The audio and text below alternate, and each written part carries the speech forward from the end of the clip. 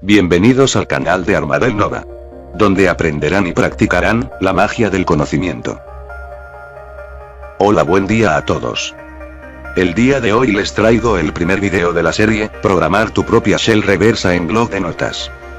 Les estaré enseñando cómo podemos controlar un sistema Windows de forma remota, ya no con un generador de payloads en Kali Linux, ni instalándote programas sospechosos en Windows. Para facilitarnos esto, ahora empezaré a enseñarles de qué forma podemos crear nuestras propias herramientas en un simple Windows 7, 8 o 10, sin la necesidad de descargarnos absolutamente nada de internet. Tan solo vamos a necesitar un simple bloc de notas y nuestra propia imaginación y conocimientos.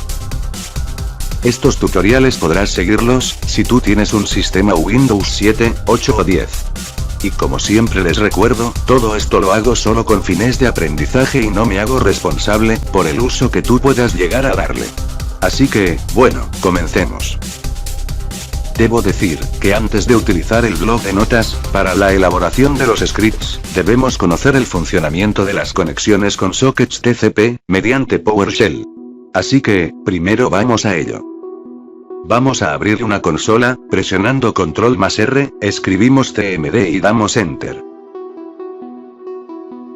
Nos vamos al directorio raíz para tener más espacio en el Command Prompt, y abrimos una segunda consola.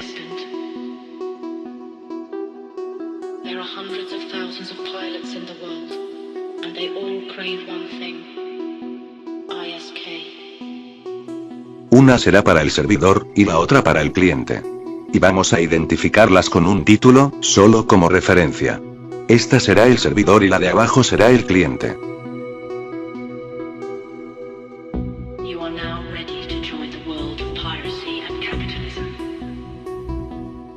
Ahora vamos a iniciar PowerShell en ambas consolas, ya que es con el que vamos a trabajar. También es posible ejecutar PowerShell directamente y trabajar con dos de estas consolas azules. Pero yo prefiero lanzarlo desde el CMD, aunque funciona igual. Ahora, vamos a situarnos en el servidor para crear un listener y recibir conexiones. Creamos una variable llamada listener y almacenamos el siguiente objeto. Esta clase tiene dos subclases, una para crear clientes TCP y otra para servidores TCP. Como aquí estamos creando un servidor, vamos a usar el TCP listener. Abrimos paréntesis para pasarle dos parámetros, uno es la dirección IP del servidor, y el otro un puerto donde va a recibir conexiones.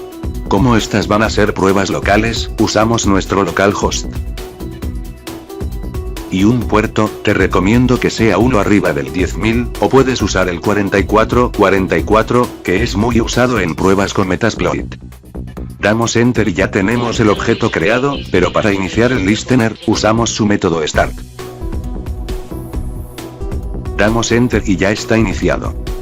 Si abrimos otro CMD y checamos los puertos a la escucha, veremos que ya tenemos el socket en localhost y puerto 4444 esperando conexiones entrantes. En este momento, ya podemos recibir conexiones, pero para poder administrar a los clientes que se conecten y poder comenzar una comunicación, debemos decirle a nuestro listener que acepte clientes y nos almacene su control en una variable, así que vamos a crearnos una variable llamada cliente, y le decimos al listener que acepte un cliente con el siguiente método. En este momento, se nos va a quedar la consola trabada, porque estará esperando a que alguien se conecte, para poder guardar la sesión, dentro de nuestra variable cliente y poder administrar la conexión. Así que ahora, vámonos del lado del cliente para conectarlo. Creamos una variable socket, y almacenamos el siguiente objeto. Al igual que el servidor, al cliente debemos pasarle la dirección IP y el puerto del servidor al que nos vamos a conectar. Y ya sabemos que es el localhost y puerto 4444. Al dar Enter, veremos que inmediatamente, la consola del servidor se desbloquea porque ya ha recibido la conexión que estaba esperando. Si le echamos un vistazo a la variable cliente, veremos que ya cuenta con estos datos, y su propiedad conectado, nos dice que tiene un valor verdadero porque se tiene la conexión. Y si abajo checamos el socket del cliente que conectamos, también tendrá los mismos datos. Si volvemos a checar las conexiones y puertos abiertos en otro CMD, veremos esa conexión establecida. Ahora vamos a obtener un río de información para poder establecer la comunicación, así que nos lo creamos tanto del lado del servidor, como del lado del cliente, de la siguiente manera. Creamos la variable stream, y le decimos al cliente que nos lo dé a partir de su conexión, con el método getStream. Nos vamos al cliente y hacemos lo mismo, le decimos al socket que estableció la conexión, que nos dé el río de datos.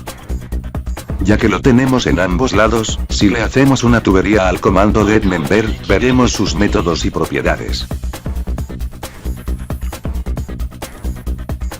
Vemos que tiene los métodos para escribir y otro para leer datos. Y de este lado vemos los parámetros que aceptan para trabajar, y como vemos, estos trabajan con arreglos de bytes, por lo que necesitaríamos pasarles información decodificada en bytes, para procesarla desde su punto inicial, hasta la posición final de dicho arreglo.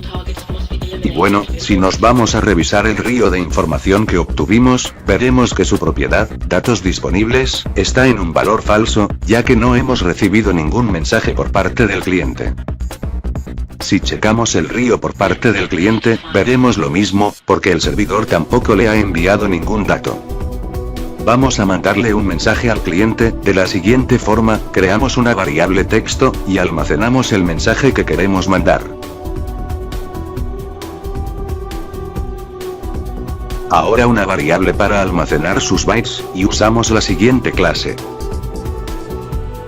Esta nos permite codificar o decodificar texto en diferentes formatos, usaremos el UTF-8, ya que acepta caracteres como los acentos. Y su método para extraer bytes, de una cadena de texto, y le pasamos como parámetro la variable donde almacenamos nuestro mensaje. Si checamos su contenido, veremos que contiene estas líneas de números, estos son los bytes correspondientes a nuestra cadena de texto, y si la checamos con su propiedad, longitud, nos da el número 15, porque ese es el tamaño total de posiciones en este arreglo de bytes. Ahora, vamos a ver el método escribir, de nuestro río. Para ver los parámetros que necesita para funcionar, lo escribimos sin paréntesis.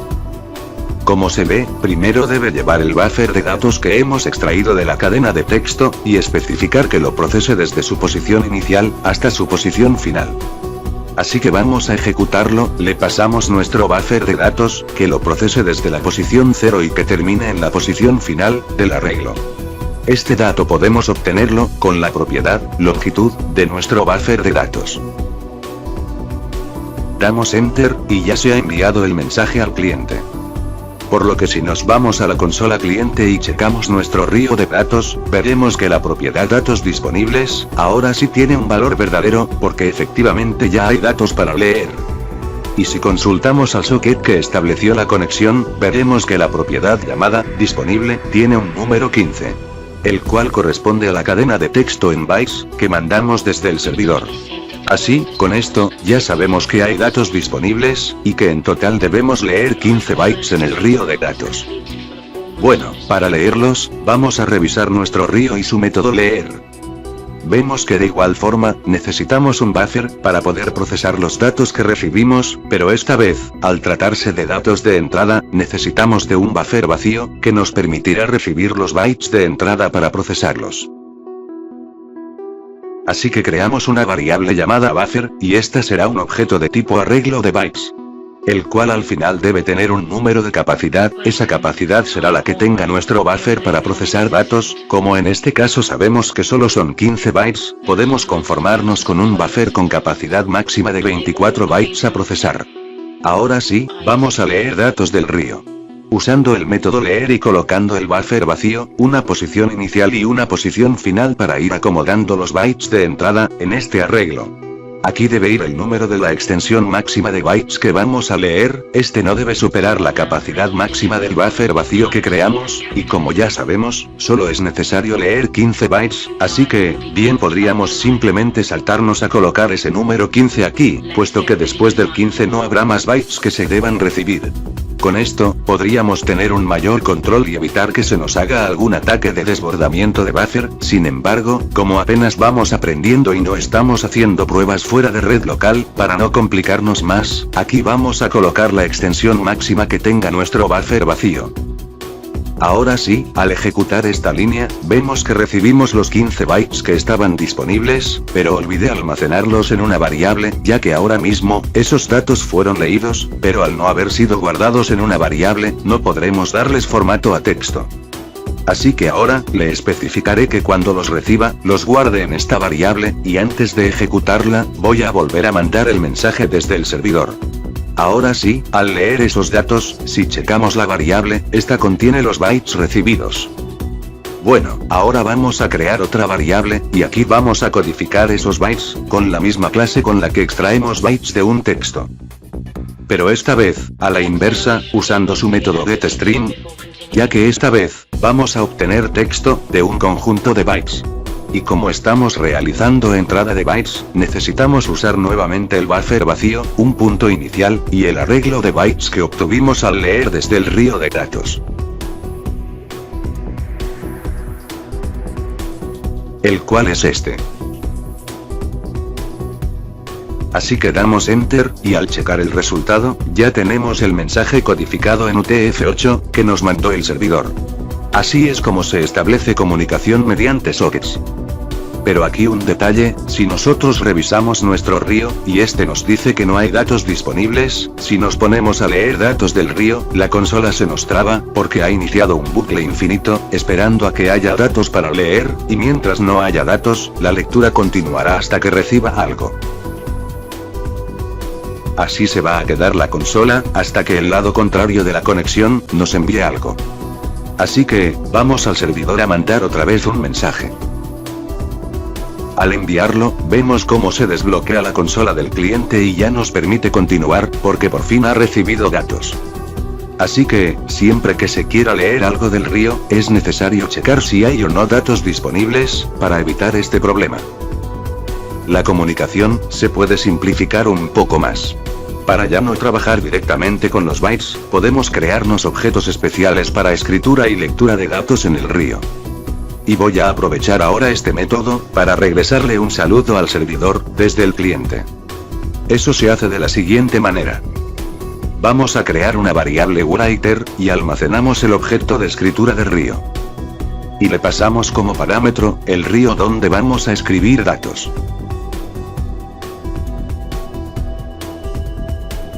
Si revisamos sus métodos, vemos que el método escribir, ya no trabaja con bytes, sino con conjuntos de caracteres, así que podemos pasarle directamente texto. Así que vamos a usarlo, y ya en lugar de bytes, le pasamos directamente el mensaje que queremos enviar.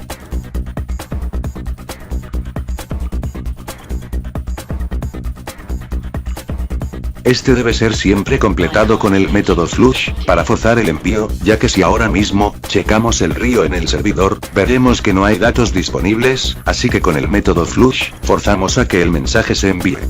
Y ahora que ya hay datos en el río, disponibles para el servidor, vamos a leerlos, pero para no tener que usar nuevamente la lectura de bytes y su codificación, vamos ahora a crear un objeto específico, reader, lector de río, de la siguiente manera.